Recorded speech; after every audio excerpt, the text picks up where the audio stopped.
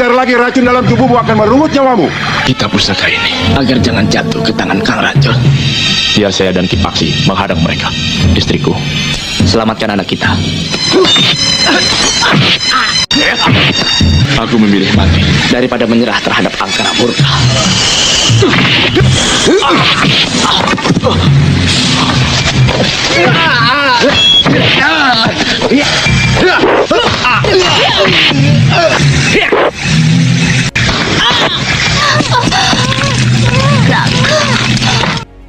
Ambil rokok, siapkan kopi, kita kopi dulu gengs.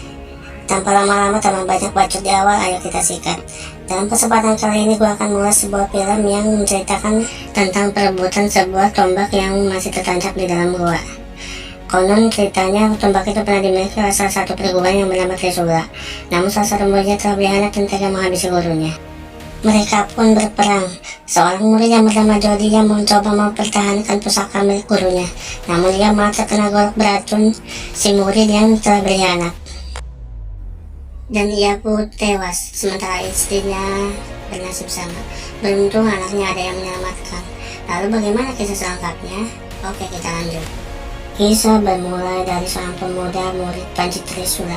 Ia bernama Jody, telah dalam keadaan kritis akibat ia sebelumnya telah terkena bedog beracun dari temannya sendiri yang telah menghabisi gurunya. Kita sebut saja si bedog beracun. Ia beserta kawannya telah mendatangi rumah Jody untuk mengambil kitab pusaka tombak milik warisan gurunya itu.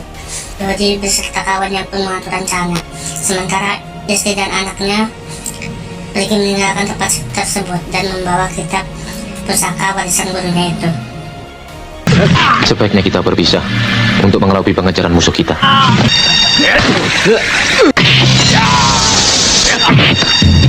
Aku memilih mati daripada menyerah terhadap angkara murka. Jody pun tewas akibat racun yang telah menggerogotnya. Temannya pun gak sanggup menghadapi si bedog beracun. Ia pun tewas terkapar dengan luka sayat si bedog beracun. Istri Jody yang sedang menggendong bayi yang mencoba berpisah dengan kawannya untuk menghindari kejaran anak buah si bedog beracun. Namun di tengah perjalanan ia malah dihadang oleh pendekar yang bernama Sueb yang sama-sama menginginkan kitab tersebut. Coba kau saka itu,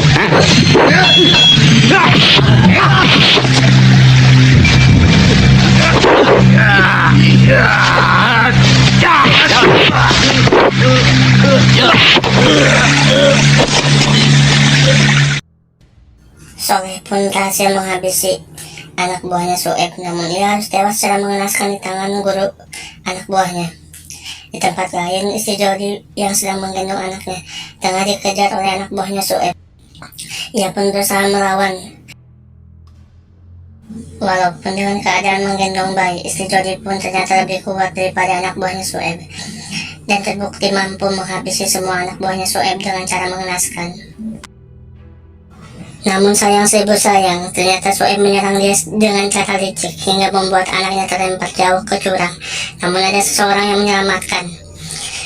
Si bedog beracun yang mengetahui itu pun ia mencoba mendatangi Sueb dan menyerangnya, dan membuat Sueb tewas terkapar dengan bedog beracun.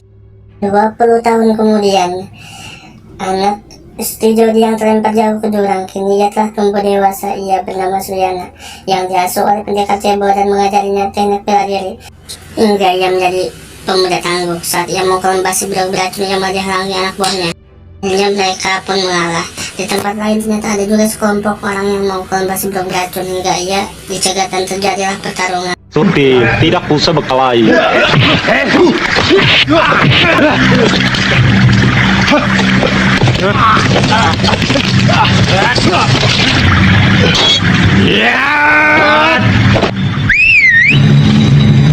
Pendekar yang bernama Taipei ia menyadari kalau ia kalah jumlah, lalu ia melarikan diri. Di tempat lain mas kelompok preman dan pendekar tiga wanita ini menuju lembah.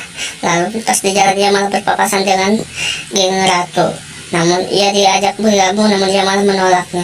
Di tengah perjalanan ia malah bertemu dengan anak buahnya si bedog beracun, lalu ia berkelahi di sana.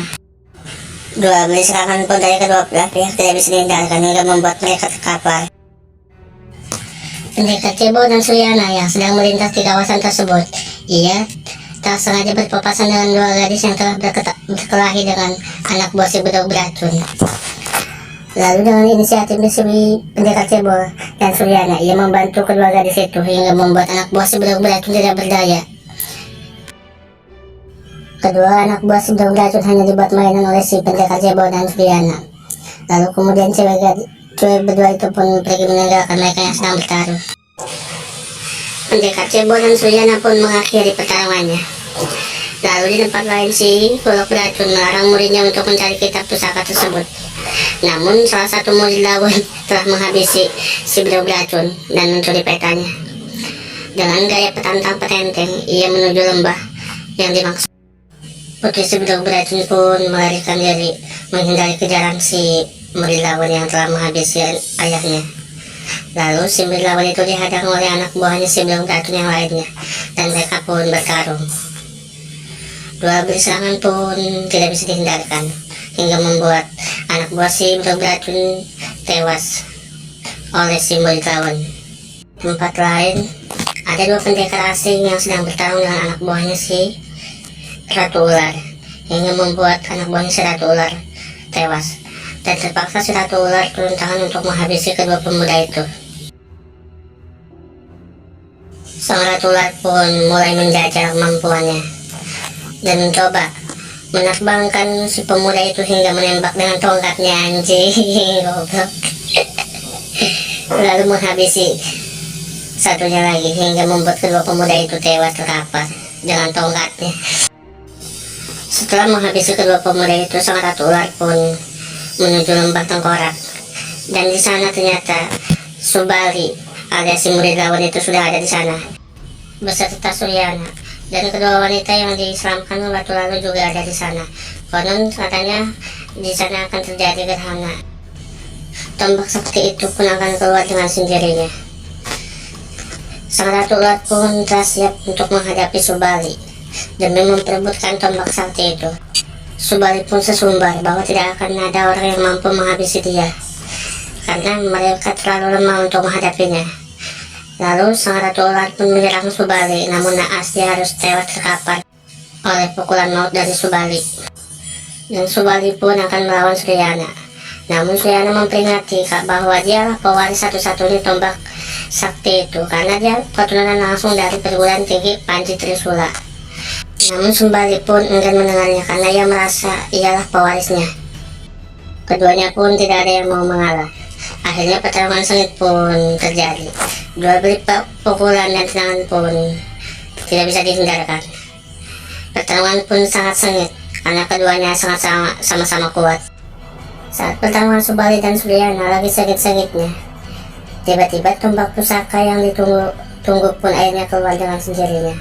Subali yang menyadari itu, dia tidak menyanyiakan untuk mengambil tombak pusaka itu karena dia bukan pewarisnya, ia malah terlempar jauh. Akhirnya tombak pusaka itu pun didapatkan oleh Suryana, dan Suryana pun menggunakan tombak itu untuk menghabisi Subali.